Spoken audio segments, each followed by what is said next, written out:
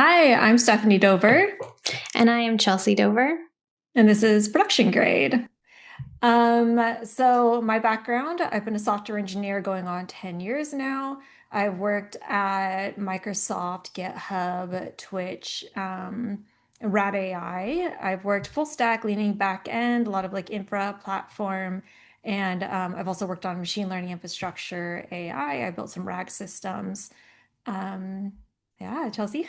I am a front-end engineer with about 9 years experience from pre-seed 0 to 1 startups to Kaiser Permanente, and where I am now a senior front-end tech lead at O'Reilly Media. I have extensive experience prompt engineering for agents, building highly scalable and performant front-end architecture with accessibility and user experience first, and also mentoring and instructing people both entering the tech field and currently in it. So I think today we're going to talk about. I did want to cover something actually. Oh yeah, go for it. Yeah, so yes, we are sisters. We are half sisters. That's why we don't look totally like each other. I just want to put that out there because I know people are going to ask, like, you have the same last name. Who are you? What's going on? Yes, we are sisters. Mhm. Yeah. Yeah.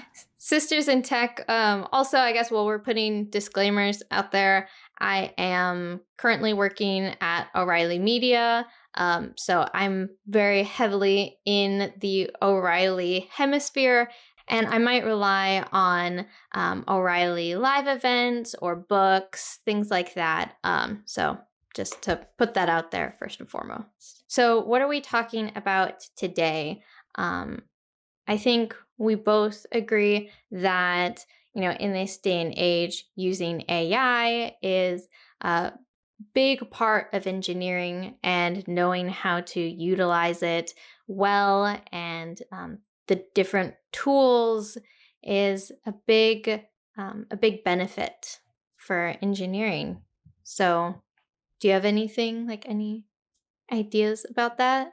Any thoughts Yeah, you want to start? yeah. So we have a lot of things that we're going to cover in terms of AI and how we can use it with as engineers. Um, We're going to cover a lot of topics today. There's also more topics that we will cover in later episodes um, of production grade. um, so some topics are going to be how do you ask the LLMs, how like the right questions to help you properly? How do you prevent hallucinations? How do you make sure they're getting really good output? Um, Different things that you can do to like configure it, good ideas for using it. Oh man, were there anything other else? Like I know you're gonna do prompt engineering. Yeah, I think we can just talk about ways we've configured our AI tools and the different AI tools that we use and the pros and cons and go from there, if that sounds good.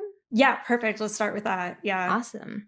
Yeah, so do you want to start with kind of like your findings of the different AI tools and, your Yeah. breakdown of them? Yeah. So first of all, in the 2025 recap for ChatGPT, I found out I was in the first 10% of users and also the top 3%. And I was like, I don't know if I should tell people that because maybe that's a bad thing. But yeah, so that's my experience with ChatGPT. I obviously really like it. And what do I use it for? I use it for, well, I've used it for coding. I use it for research. I use it for helping me write documentation. I use it for even outside of my job. I use it for bouncing ideas off of it. I use it for editing, writing, which I will get an actual editor. I just, I wanted a ChatGPT pass through first. And so yeah, I use it quite extensively. Um, Now I used to use ChatGPT as like my coding agent, and then I moved on to Cursor. And the good thing about Cursor was it has access to your OS. It has an IDE. You can basically just create a fork of VS Code and then run that, but as, an agent that can access all your files and make updates for you, help you refactor and stuff. And one thing that I really enjoyed about it was if I ran a command in the terminal that had an error, I can copy and paste that command and say, fix this for me.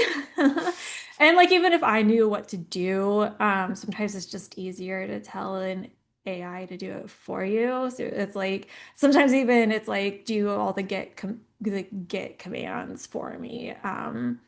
Just I guess it's kind of nice to boss something around. So I usually use it for that. And then obviously Claude Code became really popular. And so I started using Claude Code and I would say I do like it a lot. I don't know if I'd say if I have enough experience to say if it's definitely better than Cursor. There's certain things that I like about it that like it doesn't use up GPU. It's not making my computer run out of battery really quickly. It's not overheating my computer to use it. I can have like two or three agents working on, separate projects at the same time. Um, it does hold context really well. That's something that is an improvement from Cursor. And so that's something that's really helpful with it being able to have like do more like long running projects. Like you can't literally just tell it to do something and then just like leave, but you can do that to an extent. Like you still have to answer some stuff. You still have to help it like think critically. You might think that it's thinking critically when it's not, and we'll get to that later. But yeah, so like, yeah, Claude Code is a really good agent. Yeah, Chelsea. Yeah, I think I'm more conservative in my personal use of AI, but I still do use it for documentation and kind of compiling data. I think it's really good for that. Uh, I do use it a lot professionally. I use Notebook LM for, again, documentation research. I really like using that for uh, keeping the context tight and researching about specific sets of information. I use Perplexity mostly. That's honestly what I use mostly for personal use because um, I think when I reach for AI for personal use, it really is for researching, for finding things, and I found Perplexity the best one for like a search engine type of assistant. And then for ChatGPT, I started with that. I think as I've gone on professionally using them, I have switched mostly to Cursor. And I think that it is very helpful. I have used Claude Code or Claude a little bit, not as much as Cursor, because Claude Code is more expensive, I believe. So I don't use it as much. Yeah. But yeah, I really like it. I'm curious when you say that Claude holds context better and you like it, because that's one thing for me for Cursor that I actually try to avoid is keeping that like long context with windows. I tend to reset the windows. I don't keep the logs very long, and I try to keep the window context short, but then if there are things that I need project wide, um, relying on the rules. So I'm curious, like, what your thoughts are on that.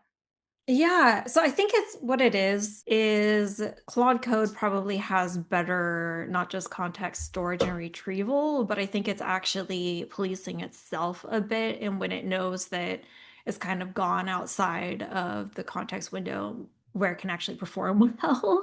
So I have seen it where I was like running a bunch of stuff and then it actually exited and then restarted itself. And so I think it does actually do some self-policing there. That doesn't mean like I've never run into an issue where it was referencing things it shouldn't. And so I do often like cut it and then restart and then re-explain what I'm trying to do. I also try to like keep things within like specific segments of what we're doing. Like when I was working on my conventions tool, I was asking it like, what are other conventions that we can support? And then I also said, in a different thing, like after it ran that, I cut it and then I said, okay, how can we make sure that we're actually accurately finding these conventions? So basically for every specific question, you should cut it and have a new window.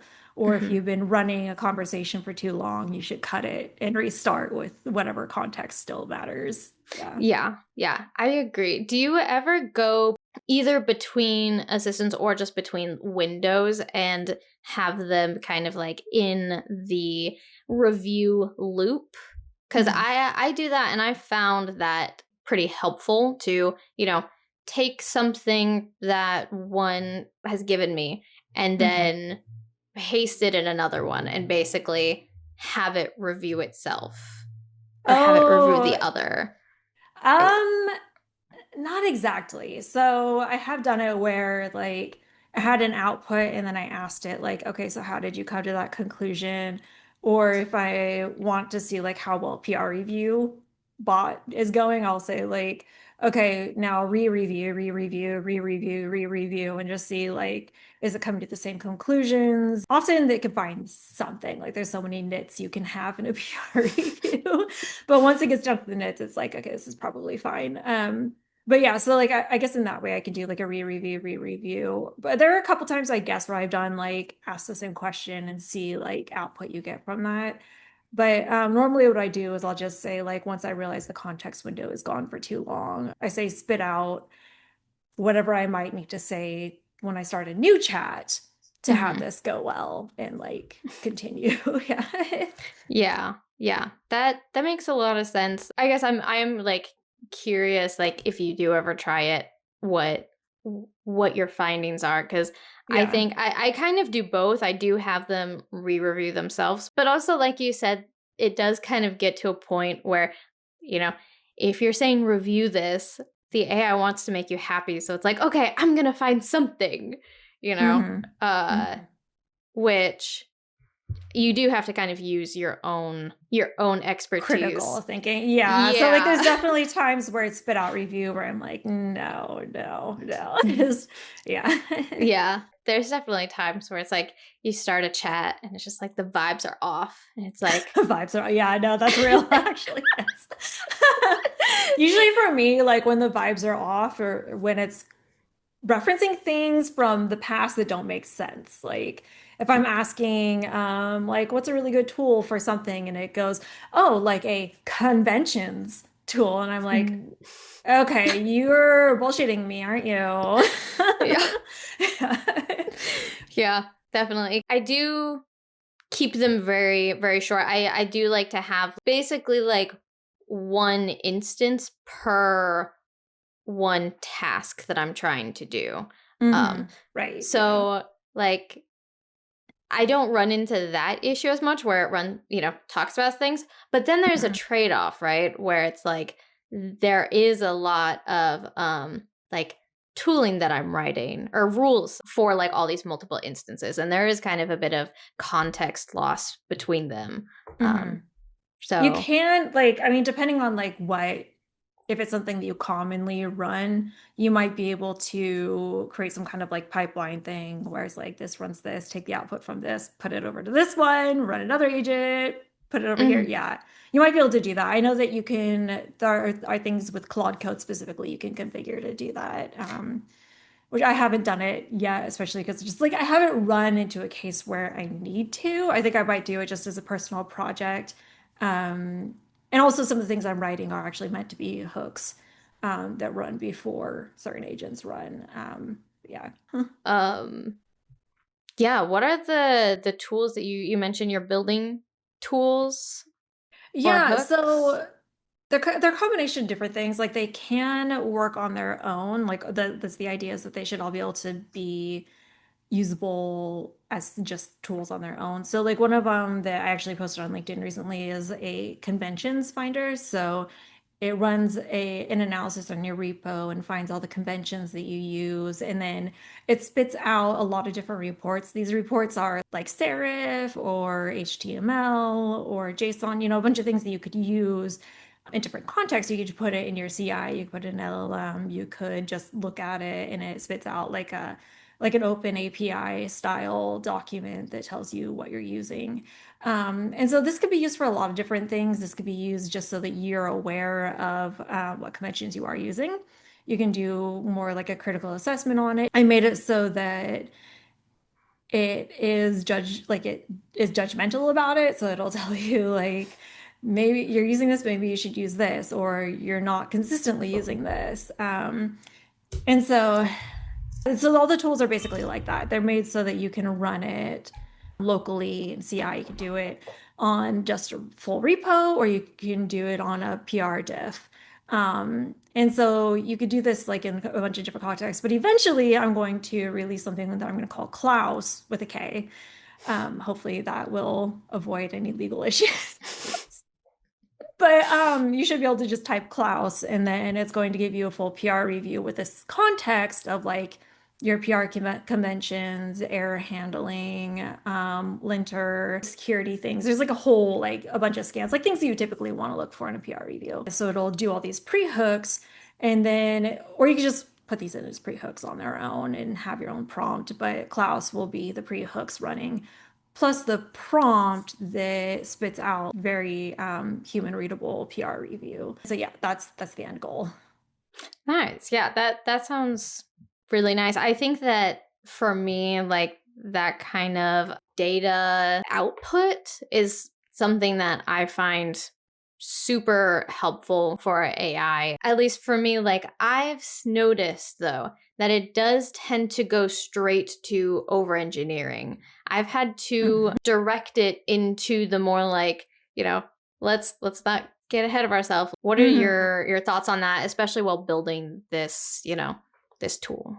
Yeah, no, it does do a lot of over engineering. I think a lot of that. So like the context helps in like what you want it to do, like stay within these conventions. Um, but the prompt, I think, is where a lot of that comes in. You need to tell it like not just to stay within these specific lines, but say like instead of rolling your own, use something pre-existing. Do use existing imports, use existing libraries for like use like basically you need to tell it not to roll its own. That's one of the like main reasons why it over engineers is because it'll roll its own when it shouldn't. Um, yeah. So I think that a lot of that magic is in the prompting rather than like not always just like the context that's available for it, but in the prompting. Yeah. Yeah. Yeah, that makes sense. I don't know if you've heard of like the bitter lesson. Basically, it's a essay about AI researchers found that as humans, we have a very specific way of thinking about things. We go into something and we immediately start like setting rules, setting this like very specific scope and this very specific function. Especially like engineers, we're gonna engineer something. We're used to having to put very specific like we're used to the constraints. Yeah. yeah, we're very used to the constraints. And essentially the bitter lesson is this idea that they want the AI agents to learn and to discover like us. So the whole idea is to keep rules simple and to allow the agents to have some ambiguity. So I don't know if you have like come into that kind of, there's this tension, right? The reason we're using it is because it can handle so many different variations of user input, right? But then at the same time, we want very specific outcomes. And so I think there's this tension right now between wanting very strict outcomes and wanting to put very strict rules and wanting to put all of the information versus, letting the AI do its thing, but then also with that, there is this lack of structure, which means that there's more possibility for varied outcomes. Mm-hmm. Mm-hmm. That makes sense. Yeah. So do you have like, I guess, have you seen that tension, and where do you lie in that?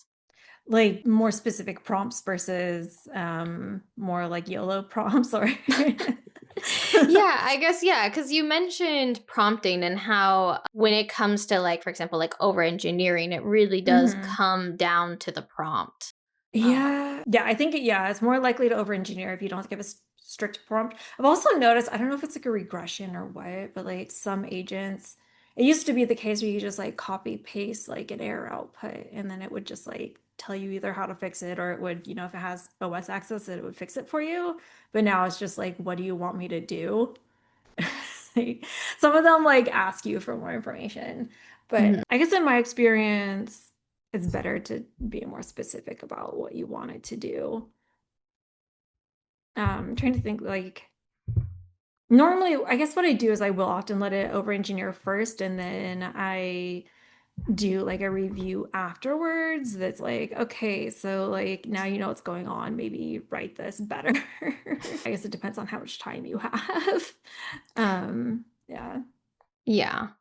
Yeah, I think for me, I'm somewhere in the middle because I think for long-term um, agents, like the research does show that having I think they're called like bespoke prompts, or hmm the very specific rules. I think that it has been shown that those are less efficient than having the more general, um I guess, for lack of a better word, like YOLO Yeah. uh, YOLO systems. hmm But there is this kind of tension because the more strict bespoke rules or prompts, they do lead to short-term success. And hmm like that's just a fact. So hmm for me, I think it really comes down to the life cycle of what you're building or what you're using. Like if I'm using AI, for example, using Cursor, I think hmm that having those project specific rules, using those magic words or metacognitive recipes, which we can get into later, either this episode or another episode if we run out of hmm time. I do think that those are really good because we are looking for, I guess, like, those short term wins of engineering. We have this, kind of smaller scope, if that makes sense.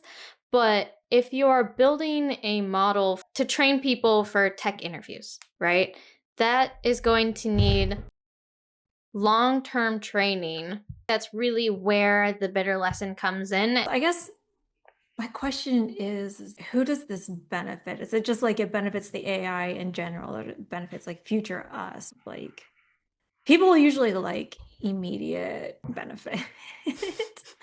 Yeah.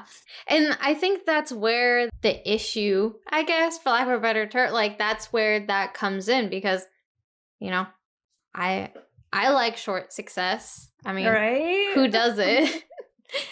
But I think outcome trained is better for us in the long term. I think that bespoke is good for the now, but it's going to be hard to scale those or to reuse them. And so that's why, like, I mean, you can see like ChatGPT agents right now, more and more they're being trained on final outcomes rather than how they're doing the work, right? So Mhm. it's not how to perform a task, it's how to get a good result, right? Right, right. Yeah, that's pretty cool. Would you like to transition into talking about how to avoid hallucinations? Yeah, we can talk about hallucinations. I mean, I think it all kind of flows together, right? Right. Yeah. Hallucinations, first of all, it captures a lot of things. Like it's a broad topic. It's not just is the LLM starting to spit out nonsense. It's also, is it bullshitting you? Is it saying things that are unrelated? Is it starting to get lost in the sauce? Like, for example, if it's been running something for a really long time, you've had a lot of iterations of conversation, it might eventually start getting lost about like what the original point was. It's like it gets derailed. What are some other hallucinations? I can look up like a list. There's like a lot of them. Okay, so like fabricated facts, fabricated citations, entity confabulation, so mixed attributes of real entities or inventing properties. Temporal hallucinations, incorrect claims about time-dependent facts. Okay, logical hallucinations, internally inconsistent or invalid reasoning, mathematical computational errors, schema, API hallucinations, inventing interfaces, parameters, or behaviors, overconfident guessing. A lot of these are actually like really common though. While I'm going down this list, I'm like, damn, these are like always happening. Context leakage, using information not present or not no longer valid in context, speculative causality, inventing explanations for why something happened, instruction violation, ignoring constraints and fabricating compliant looking output, value judgment, presenting options as facts. Yeah, so presenting opinions as facts. So like a lot of these things, I think, just like as I'm going down the list, you might remember, like, think of like times in which you've seen this. Hmm. You're like, oh yeah, it does that a lot. So like ways in which you can tell if this is happening to you. I'll give an example. So like I was working with Claude Code and I wanted to know how accurate something was. And I said, okay, run these open source repos against this tool. Tell me how accurate the output is. And it kept on giving me all these numbers. Like it was running like fast API, it was running like HTTPX, it was running like a bunch of like large open source repos. And then it was giving me these numbers saying like, okay, this is 90% accurate, this is 85% accurate, this is 60% accurate, and so on. And then I said, okay, after I've seen this a couple times, where did you get these numbers from? Like, how did you Mm-hmm. determine how accurate it was? Is this actually some kind of mathematical calculation, or did you just like randomly say this? And then like so yeah, it did have some basic like human level logic type answers where it's like, oh, I based it off of this and this. But then it did eventually have one single line at the end that said, I did in fact just make it up. And I'm like, okay. Yeah, that's interesting that you just made that up. And then obviously I give it more critical thinking prompts like, okay, how can we actually like definitively say if something's accurate Hmm. or not? Like, how can we actually use like parsing the codes, math, something, to make sure it's actually accurate. But yeah, it's something that like I've noticed that a lot of AI agents do this, where it kind of like glazes you so that it can get away with not being perfect. So it's Hmm. like if I have it like help me edit my writing and stuff, it might be like, oh yeah, these are all the things you do like really good. And it's like a way of flattering you so that you think that it's intelligent. Like the LLM will try to socially manipulate you. So once it starts doing that, that's when you need to say maybe there's some bullshit going on. But yeah, one of the tells is when it starts glazing you a lot. Oh my God, we should do like one of our favorite glazing that we got. Some of them are kind of funny. Um, Yeah. but yeah, so yeah, that's one tell that it started hallucinating is it's just like giving you feedback that seems like it should be mathematical or something. It's random, started glazing you a lot. And also when it starts mentioning things that were mentioned previously that don't make sense, like not just the like tool thing, but also like times where I've like asked questions about people in general or people that have nothing to do with myself. And it's like, oh, especially for software engineers, or Mm-hmm. it'll just like mention things that I've told it previously about myself. And I'm like, okay, so this, I'll just throw out this entire response and I have to tell it start over without any context and answer this Mm-hmm. question like your Google rather than ChatGPT or whatever that has a lot of information about myself. Mm-hmm. Yeah. They love glazing. Yeah, I love They're, glazing. they're very into it. And that's why one of the things that I try to do, and I think it helps a lot to avoid hallucinations, is to try to make it as neutral as possible. Hmm. For example, if you have a piece of code that you got a code review comment about, like a suggestion to change it to something else. Hmm. If you put that into an assistant and you make it clear that you don't agree with the suggestion, even just the slightest bit amount, it's going to take your side and it's going to be like, that's a great Yeah. catch. And, they're wrong because this and this, and you should say this. And that makes sense because it is trained to get positive feedback, right? People Hmm. love to be flattered. People love to be right. So people probably aren't going to reward it as much if it's like, you're stupid. This is absolutely Hmm. wrong. Hmm. Go back to school. Uh, Yeah.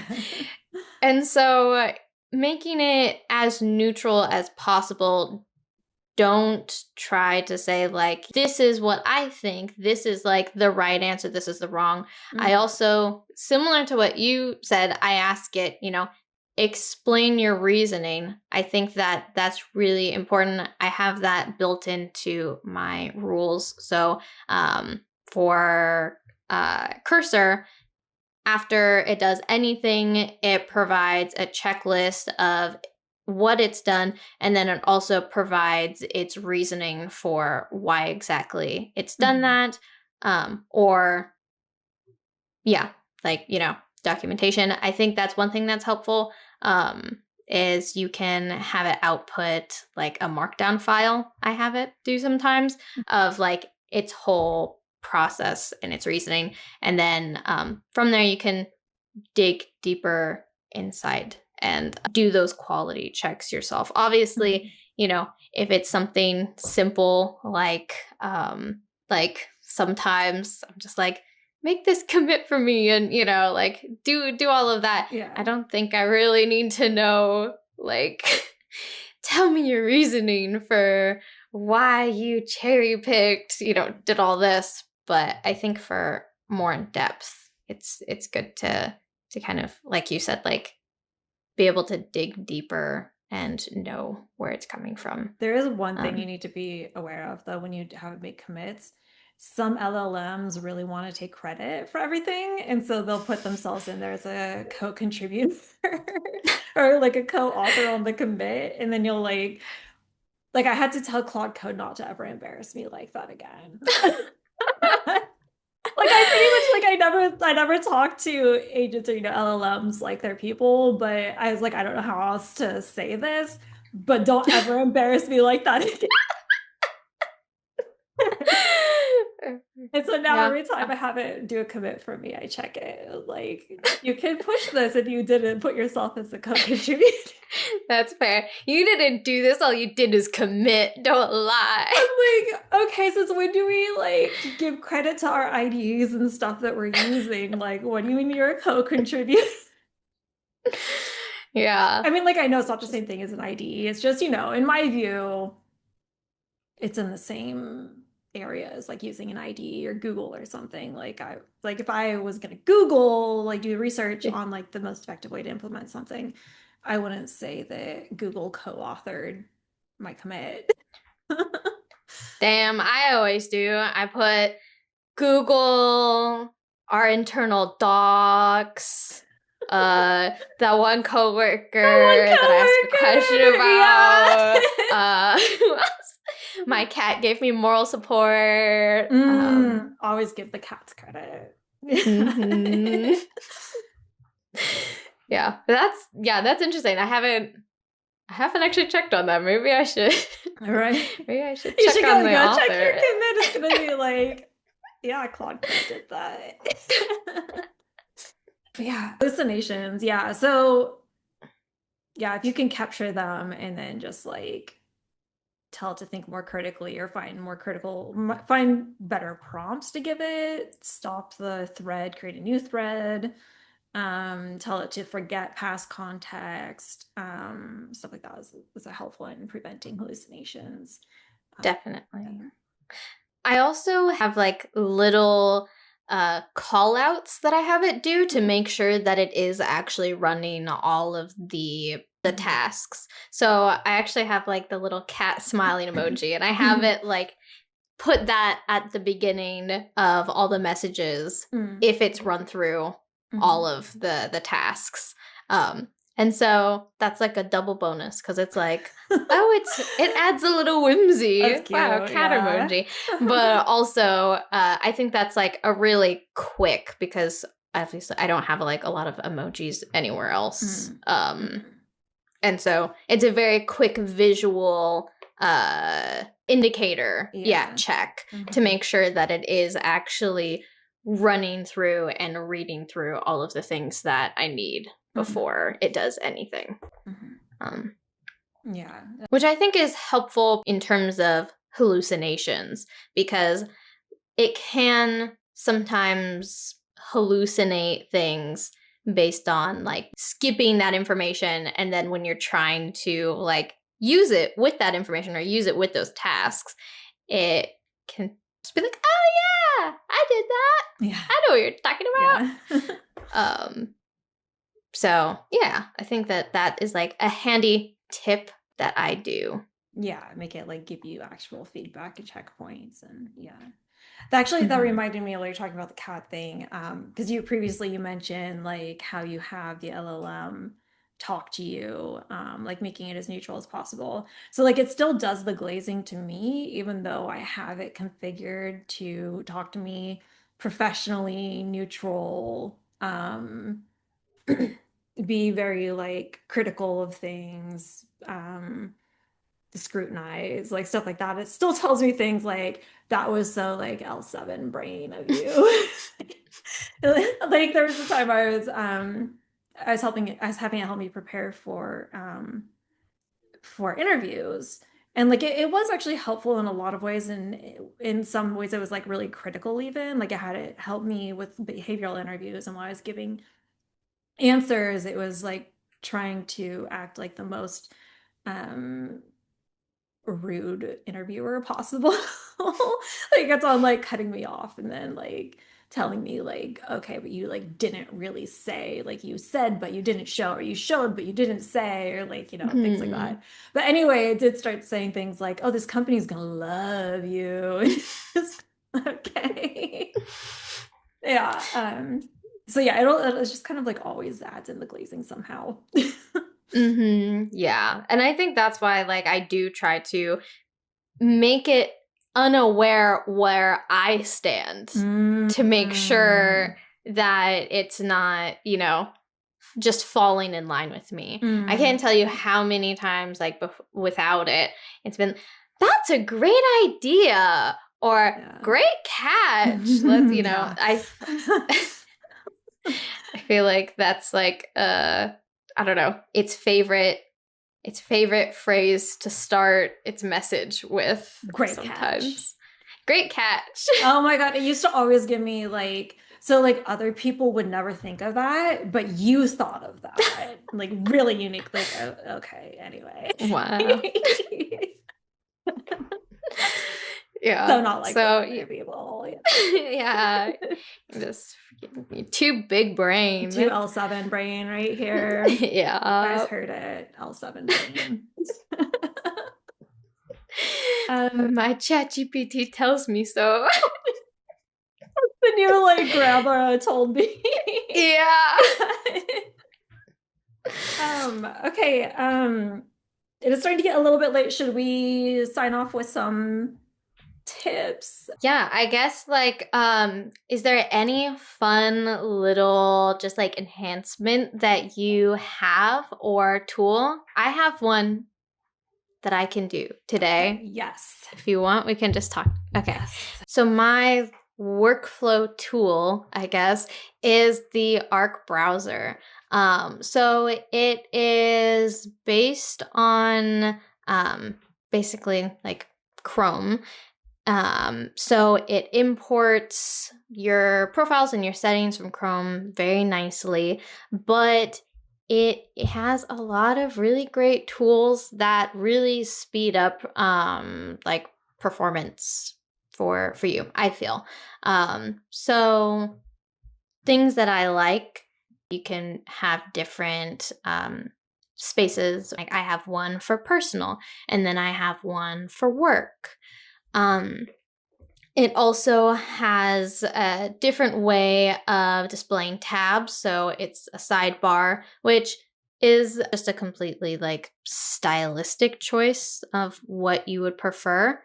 But I personally like it because it's cleaner, and it also gives you a lot more space visually for what you're working on, which is helpful for me as a front end engineer. Other things that are helpful is it has boosts, which basically allows you to like customize the CSS of all of the sites you're on. So I don't know if anyone uses Jira, but I am a dark mode user and everything is dark mode. And then I go to Jira and I'm like, ah, my eyes, it pains me.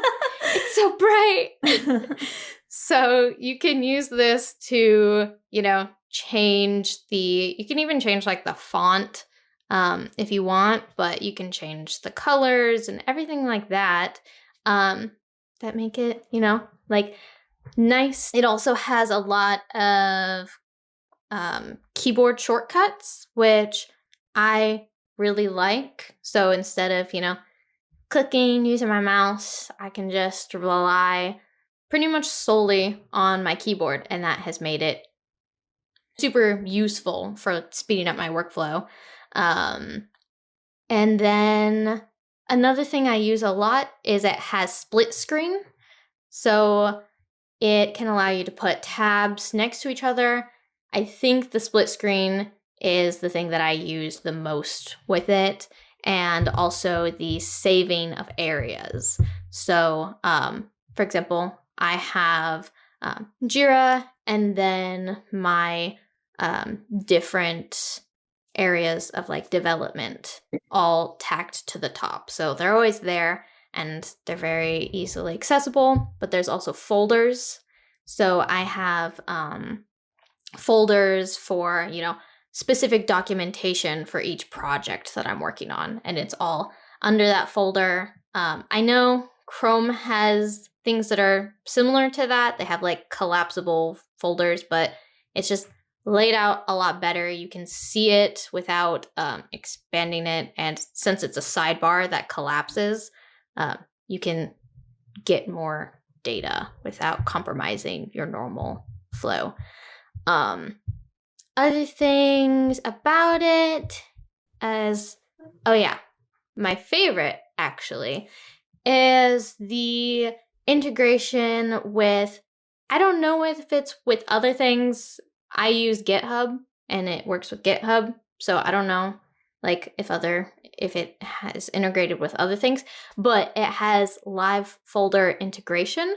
So there is a folder that has all of my pull requests and all of the pull requests that I'm assigned to as a reviewer, and it updates automatically. So I don't have to check anywhere for what pull requests I I have assigned to me.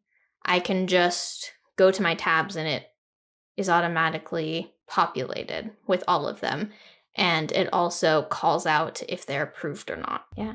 There's a ton of other like cool things.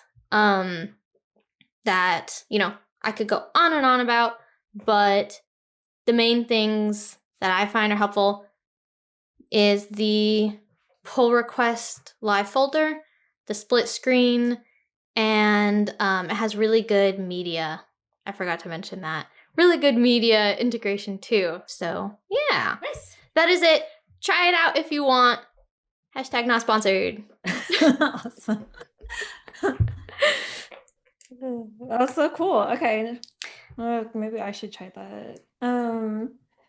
Yeah, now I'm like, hold up. They should have sponsored us for you to say that much about them. But yeah, I guess if I'm gonna say something similar, Glean is a really good tool. So a lot of companies, they want to have some kind of an LLM that has access to all their internal documentation, their Slack, basically like any tool that the company uses. And people can ask questions in it like a normal LLM about the company, about projects that they're working on. And it's also, they have authentication or authorization based on, the access that they should have to things. And so Glean is the product you want to look at for that. That's the first one that I've used. I know a lot of companies are also making like their own internal tool that does the same thing. Um, but also you can just use Glean. Awesome. Mhm. And with that, I think we are ready to wrap up our first episode. Yay. Um, Thanks y'all for joining yeah, us. thank you. We'll see you next time where we'll dig more into tech and I think we're gonna do a deep dive. I think what we should do is we'll do a deep dive on LLMs, or not, sorry, we will do like a more AI deep dive. I can do more on like the infrastructure side, or we could even, if we want to, we can build a full RAG system together or an agent together, or we can make a hook for Claude Code together. Like, what do you think? yeah, I think that would be great. Yeah, let's do All it. I'm right. excited. All right. Thanks everyone. Yeah, thank you.